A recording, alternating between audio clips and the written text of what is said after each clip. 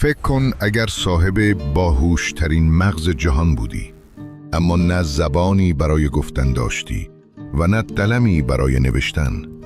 میدانی چه شکنجه‌ای در انتظارت بود؟ ما هر روز حرف میزنیم و مینویسیم، اما هرگز فکر نکرده ایم که تمدن ما به موی بند است. بیایید پرده از دو نعمت فراموش شده برداریم. پروردگار مهربان به ما عقل منکشف داد، یعنی عقلی که میتواند جهان را بشناسد و تحلیل کند. اما یک لحظه تصور کنید اگر این عقل را داشتیم اما قوه نطق یا توان سخن گفتن نداشتیم، چه میشد؟ حتی مورچه ها برای نظم جامعهشان با هم ارتباط میگیرند. اگر ما نمیتوانستیم افهام و تفهیم کنیم، جامعه انسانی هرگز شکل نمی گرفت. اما دردناکتر از آن فشار روانی است. عقل بیدار ما حقایق را می دید، اما چون راهی برای بیرون ریختن نداشت، انسان در زندان افکار خودش دیوانه می شد. اگر نطق نبود، پیامبران چطور رسالت نورانی خود را به گوش ما می رساندند؟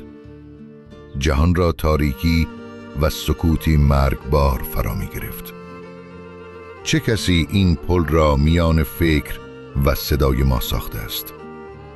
حالا بیایید یک گام جلوتر برویم. اگر می توانستیم حرف بزنیم اما با نعمت تحریر و نوشتن آشنا نبودیم، چه می شد؟ امروز ما سوار بر هواپیما می شویم و از تکنولوژی لذت می بریم، اما این دانش حاصل کار یک نسل نیست. دانش امروز حاصل هزاران سال تجربه است که از طریق نوشتن به ما رسیده است. بدون قلم و رسم الخط، هر نسلی مجبور بود چرخ را از اول اختراع کند. علم در سینه پیرمردها دفن می شد و با مرگ آنها دانش بشری هم می‌مرد. ما با وجود عقل بزرگ هنوز مثل انسان‌های غارنشین زندگی می‌کردیم.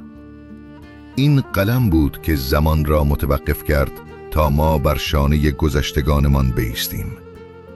ببینید خداوند چقدر دقیق برنامه ریزی کرده است.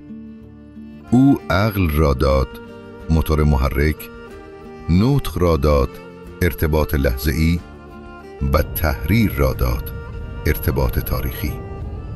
این مثلث بشریت را از فرش به عرش رساند. آیا این هماهنگی بی‌نقص کار تصادف است؟ یا تدبیر آن ذات وهاب که می‌خواست خلیفه‌اش روی زمین را آباد کند؟ همین حالا که می توانید این جملات را بشنوید و برای من کامنت بنویسید، از کدام نعمت بیشتر شگفت زده اید؟ عقل، سخن یا نوشتن؟ در کامنت بنویسید. دوستان من، خدایی که برای انتقال یک فکر ساده چنین سیستم عظیمی طراحی کرده، هرگز اجازه نمی دهد صدای قلب دردمند تو بی جواب بماند. او که نطق را آفرید، خودش هم بهترین شنونده است. به قول شاعر، نتوان وصف تو گفتن که تو در فهم نگنجی. امروز به کلماتی که میگویید و خطی که مینویسید با نگاهی نو نگاه کنید. اینها امضای خدا بر برتری ماست. اگر این تفکر لرزه‌ای به قلبتان انداخت، آن را برای دیگران هم بفرستید تا پرده غفلت کنار برود. در کامنت بنویسید یا علیم و یا خبیر.